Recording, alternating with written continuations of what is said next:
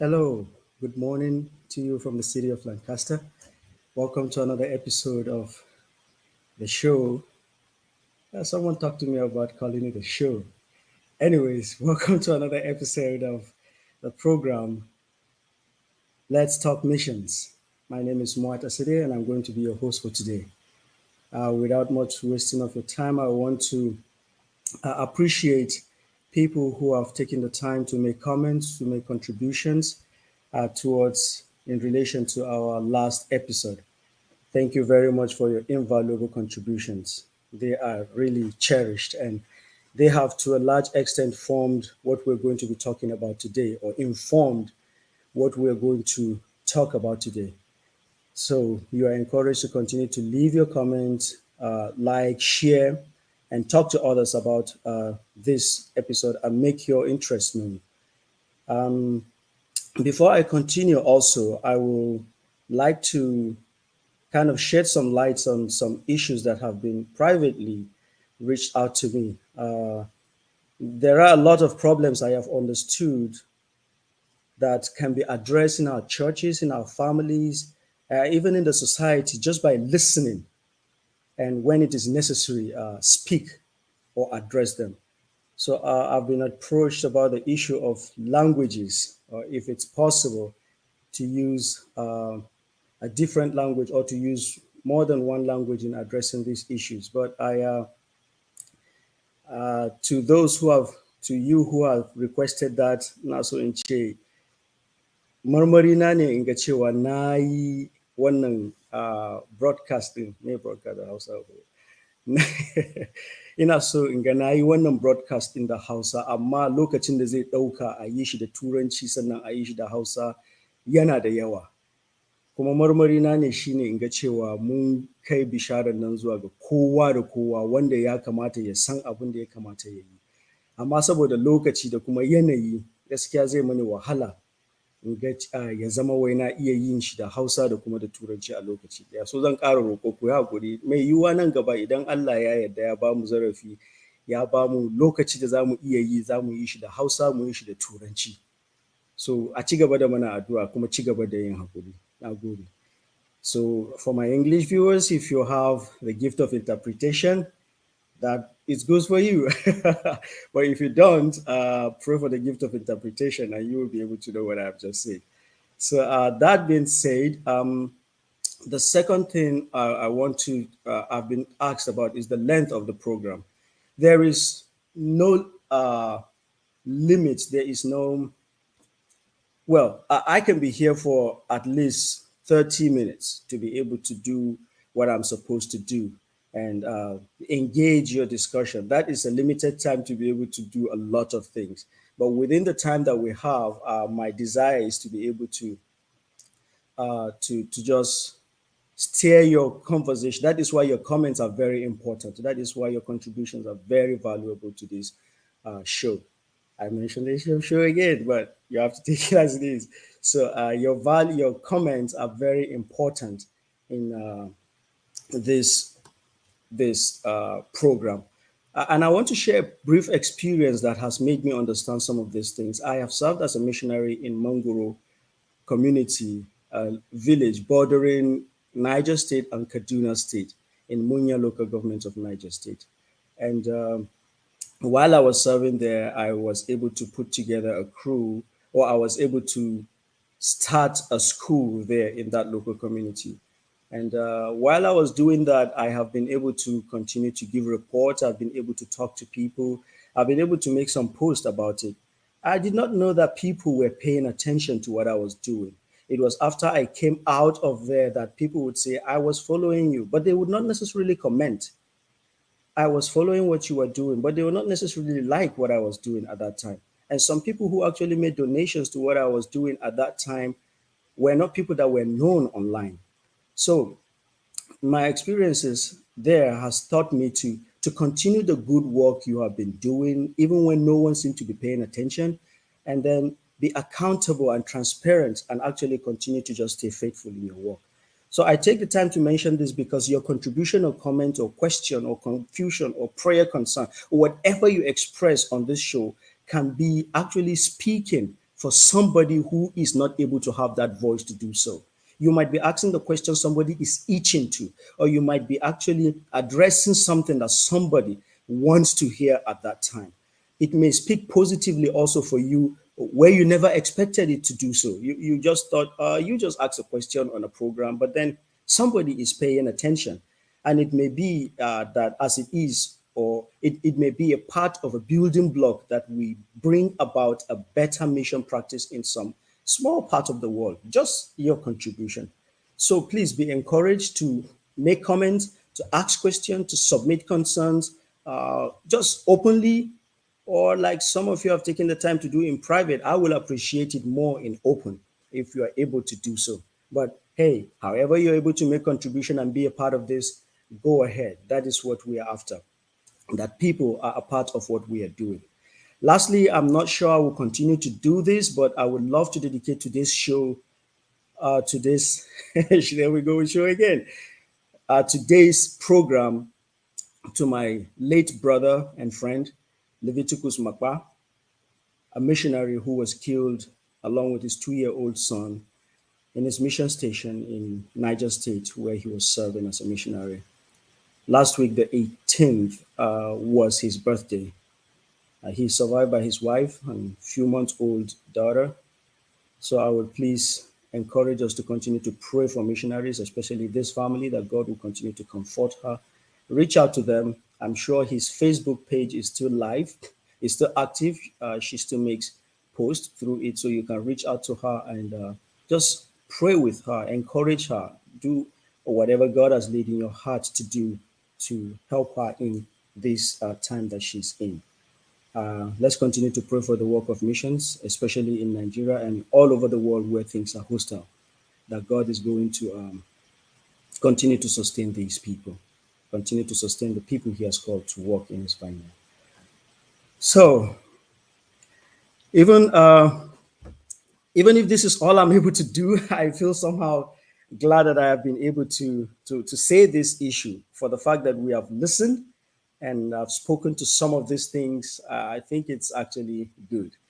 However, this is not all that we're going to do. So I will crave your indulgence to just bear with me for a few more minutes as I seek to address some of the comments and concerns that you raised, and to also kind of scratch the back of the elephant on what we're going to do today. I need to respond to those comments again. So thank you very much for your comments. Thank you for your prayers, my friend and brother, guys, George Pale, the Son of God. Well, thank you very much for your consistent continuous support. Thank you very much also to you, Barrister Abigail Usman Dande. Thank you for your prayers. Thank you so very much. It's very much appreciated. My friend and brother, Pastor Joseph Jati, I also found the issue of Noah and the animals and the choice of what he did to be very fascinating, honestly. Like you have observed, if God did not have other plans on how to preserve the sea creatures and plants, I don't think we may have known that those things existed. Now, Genesis chapter 7, verse 14 and 15, and then down to 21 and to 23, kind of describes the things that died at that time. But plants and sea creatures were not mentioned. It talks about hovering and flying and crawling animals as having died during the flood. So animals that lived in water were actually not mentioned. So again, imagine that the dove, that dove that Noah sent out the second time, went out and brought him an olive leaf or branch. I don't know which one it was, but brought him a leaf of an olive, if it's a leaf or a branch. So this goes to show that although Noah did not bring the plants into the ark at that the time he didn't say he brought plants, but plants survived outside. So definitely, and then probably the fishes. I like to imagine the fishes. This is going to be a bit crude, but I like to imagine probably the fishes and the animals in the sea may have fed on the decay of the left people who must have died, in the flood. Can you imagine how many people must have died and how smelly or how messed up the whole place would have been? And the raven too that Noah sent out that didn't come back. I want to imagine that, you know, the raven might have actually kind of found a carcass somewhere and participated in it. So, well, thank you very much for your comment. I appreciate that you found that fascinating. Thank you also for your comments, my brother, Pastor Edward Josiah Kai. We pray for the converts that you are with and that God has entrusted into your care at this time, that God will continue to sustain you and meet all your needs according to his riches in glory. So, thank you very much for making for making your comment. And actually, if you can provide us with some information about what you do and the needs at hand, uh, we will share it out here. But people are listening, people are watching. Again, like I said, you never know who is listening or who is watching, and you never really know what God can do. So don't put God in a box. Don't limit Him. Don't feel, don't leave what you're doing, the amazing work you're doing to yourself. Share your testimonies. Somebody somewhere is definitely going to be encouraged. So thank you again for your comments. And Erin Moser, I hope I'm pronouncing your name right. You raise very sensitive issues. And now, before I forget, I will need to, in the near future, let me set this straight, that I'm hoping to dedicate an entire session or episode, or even more, to talk about the issue of cross-cultural mission practices. Is it what God intended for the church to do? If that is what God intended for the church to do, then how should it be done? Has it been done right? And if it is not what God planned for the church to do, then why are we doing it? Why bother about it? So keep your fingers crossed, and on some of the issues you have observed. Subsequently, we're going to continue to address them in much more details. So as not to jump the gun, we'll need to take one step at a time, and we'll keep making references to these important issues that you have observed. So just as a sort of a recap from what we have done last week, I want to title today's episode as a closer look at the view, or a closer view of the scope of the mission of God. Kind of observing the scope. What is the scope? What is the extent of the mission of God as we are talking about in this program? I'm not going to say show. So don't mind me. Someone raised an observation, and I think it's very valuable. It's very credible that I mentioned that. So last week we had mentioned that for every mission, there has to be 3 points which we observe: that the owner of the mission, or the creator, the initiator of the mission. There is also the task of the mission itself, and then there is the executioner, the person to whom the mission is entrusted. So this idea actually will continue to shape and frame our talk, and subsequent talks on actually. So today we want to look at the mission itself. We've looked at the creator of the mission. Today is the mission itself. That's what we want to focus on. What is the scope of that mission itself?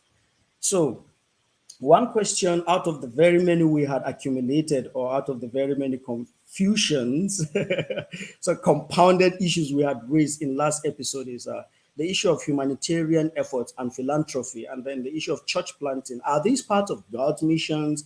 Can they be mission on their own? Or how can we actually measure mission as being successful? I feel we need to examine the scope of the mission of God and then place these issues beside the idea of what we are talking about, so that we can be able to see, when we see the scope, we can be able to say, okay, this is the scope of the mission. Then where can we place this issue, and where can we place this issue? That is why I feel it's important that we talk about the scope today. So the very bedrock upon which I want to base the scope of the mission of God is found in the statement that Jesus made in John chapter 10, verse 10. I picked this verse because last week we had mentioned that Jesus is the one who propelled the mission of God to an entirely new dimension. The life and ministry of Jesus kind of is the peak of the mission of God. So his life, his birth, his death, his resurrection showed him caring for the physical, material, the non-physical, the non-material, and every aspect of the need of those who were around him. He miraculously fed the hungry, he healed the sick, he paid taxes, and comforted those who are afflicted, in very many different ways. The Old Testament also shows us that God dealt with the nation of Israel by meeting these needs that were mentioned. The same thing that Jesus did in the New Testament, God did for the people of Israel in the Old Testament. However, we also read about something.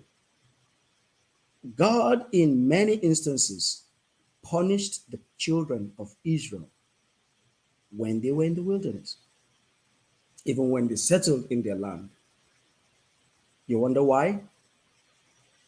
It's because the Israelites were not living in accordance with what God expected them to do.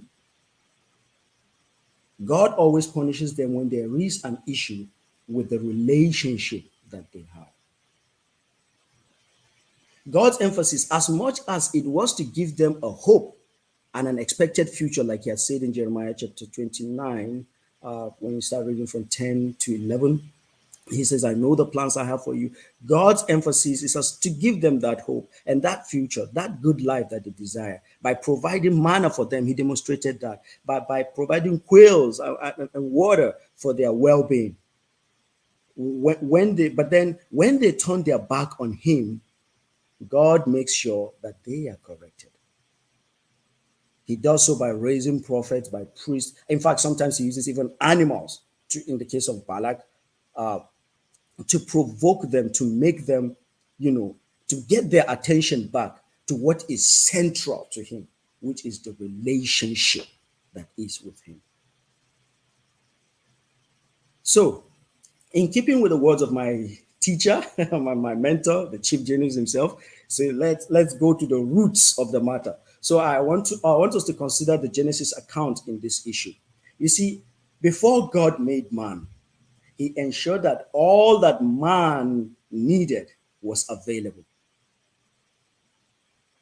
Everything that man needed was available to man, so that man was going to be comfortable. That is to say, God cared about the entire well-being of man. Actually, a woman was not even an afterthought. I do not believe a woman is an afterthought. That kind of God made everything and then, I made a mistake. No, I do not think so. Because I feel it's more of a poetic way of God interacting with his creation.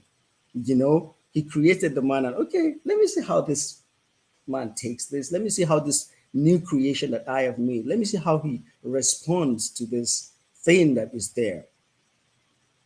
So, well, like I said, feel free to make your comment if you disagree with me, if you feel, no, that's not what it is, or if you feel that's something you want to add to what I've been saying, please feel free to make your contribution. Leave your comments in the comment section below, and let's see how we can be able to address it and build together, build a movement of missions. Let's talk missions, everybody, so that the missions will progress. Thank you so very much. I'm confident. Thank you for, I see a prayer. Thank you, Shedrack Wankolu. Thank you very much for your comment. Thank you for being a part of this. Thank you for Comfort Yila. Thank you so very much. Please keep them coming. So, in continuation, you see the Genesis account tells us that God created all that man needed. So all that man needed to live happy and be complete and pleasing to God was available to him. Genesis chapter 3, verse 8. Yes, I believe it's verse 8. Genesis 3, 8. Check it and be sure if I'm wrong here, please help me. It describes a scenario worthy of consideration in today's talk, I feel. It describes the nature of the relationship between, or the fellowship between the first family and God and their creator. After, God had created them, it talks about God coming to fellowship with these people, God walking in the cool of the evening. So I don't know how God came to them. Was it in a human form? Was it in, I have no clue, and don't ask me, I have no idea. You feel free to leave us a comment. How do you think God communed? But the point there is that there was, let me not cut myself there. Leave us a comment. Let me know. Let us know what you think the nature of the relationship was. But for me, for today's talk, I feel it's a description of the relationship, of the closeness that the first family had with God. But then after they fell and sinned and did what was not right in the eyes of God, after they yielded to Satan's deception, they were not able to experience that level of intimacy anymore. So when Jesus says he has come that people will have life and have it to the fullest, and then goes ahead to describe himself in John chapter 14, verse 6, as him being the way, the truth, and the life. That goes on to just to just tell us what mission of God is about. It says, without Jesus in the center of the mission, it is very, very clear that that is not the mission of God. So the scope of God's mission is not just meeting one aspect or this aspect. The scope of God's mission is for the salvation of the soul, the body, and the spirit of human being, and the restoration of nature entirely. So if you're asking why take care of the creation? After all, God is going to destroy everything at the end and make a new heaven, new Jerusalem. So why should I take care of the creation? I think I am also asking the same question. Or maybe our brother Oscar in his own show can be able to address the question, which I'm sure he has been doing already and can provide us with much more answers. However, to just answer this kind of what I feel about this already is that my opinion is that caring for the environment is also caring for ourselves. So when we care for the environment, we live better, we breathe better, and we become better people. The whole world becomes better, and we fulfill the mission of God because God placed Adam in the garden to take care of it. So that's my own unprofessional opinion. If you have any opinion about that, please let us know. So God's mission, in talking about the scope, it does not only take cognizance of the material part of man, it also and very significantly prioritizes the immortal part of us all. So, having said this, I want to return to the issue of the humanitarian efforts. You see, a philanthropy or humanitarianism or whatever term we want to use to describe it comes from the pure intention of meeting the needs of another human being. It usually has no religious inclination to it. It is solely so that human condition can be better. Church planting and other activities done in the name of expansion of Christianity are also credible efforts. There are also good things that have been done. However, the issue of the motive and the center of all of these practices cannot be avoided. Jesus said, remember that many will come in the last day and say, on that day, many will say, we did this in your name, we did that in your name. But then he will say, I don't know you. So this makes me ask the question, like I always do in this show, stir up the question and let's talk about it, because this is Let's Talk Missions. Do you feel as though many who are struggling to plant churches, their branches of their churches everywhere for the sake of the expansion of their denomination are doing God's mission? Or are they doing their denominational missions? You see, sometimes humanitarian services are offered and then by churches, by individuals, and then you go on Facebook and they are there. You go on social media, you go on news, they are there. They're kind of trying to show their humility by what God has helped them to do. My brother and friend and colleague and my boss, the chief genius, Reverend Seth Kajang, has written a book, the the Sermon on the Mount. Pardon me, please. I do not have a hard copy here, but in that he talked about this issue of motive. If you can do well to grab yourself a copy and read it and find out that he has addressed these things in a serious depth. People go about doing humanitarian services and then displaying it for the sake of being humble. And then, is this a part of God's mission? Is that what the mission of God is supposed to look like? You know? Well, this is Let's Talk Missions, raising these issues so that we can talk missions. Now, I haven't said small something about the scope of the mission of God. I want us to, because we need to be wrapping up. So I want us to say something about. I want to throw some things at you to be able to think about as we prepare for our next episode. We've talked about the mission of God and the goal. So the goal of philanthropy, its origin, and some church planting and how it's supposed to be. Can we really measure if the mission of God is successful or not? You see, I want to be careful so as not to say humanitarianism is being humanitarian, caring for the need of another person is a part or not part of God's mission, because those who do not believe in Jesus also do these things. So are they part of doing God's missions or are they not? It's very important that we really understand that we really bring this thing to surface and really talk about it, because let's make it clear so that if we are doing God's missions, let's know it's God's missions. In fact, let me not jump the gun. Remember that we've talked about remember we're talking about the mission of God. So for the next talk, I would like, just so as not to jump the gun, I would like us to deliberate on the question of how can human beings, us, you and I, be a part of the mission? This is God's mission. How can you and I be a part of the mission of God?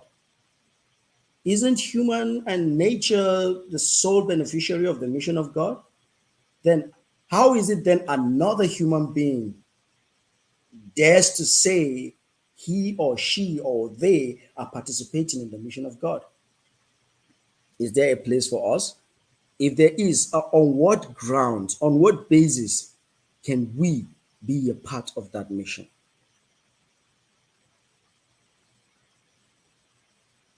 You see, there's a lot that matter, that there's a lot that counts when we talk about participating in the mission of God.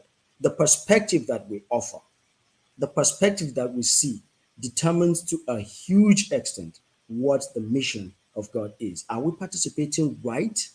What is the fundamental thing that makes it right or wrong? So that's something that I want us to grapple with when we meet next week. I hope that it's going to be exciting. I hope it's going to be intriguing. I hope to read your comments. I hope to read your contributions, your prayer concerns, and all that you have as it relates to missions. Thank you very much for your attention. And I should have started with these, but I'm going to round up with it. I really want to apologize for having to start an hour early today because there is a lot that needs to be done. There are some issues with scheduling which we had, so we had to just kind of push it ahead. We have to get the work done while it is still day, people. So please pardon us. We hope that it's going to continue on the right time or on the same time. But should there be anything that comes up, we would definitely make sure we get word out as to when it's going to happen or how it's going to happen. Thank you very much for being a part of today's episode of Let's Talk Missions with me, Mwat Asedeh. I look forward to when next we're going to meet and continue to talk some more about Let's Talk Missions. Leave your comments below and God is going to bless you. I hope you have a blessed week ahead.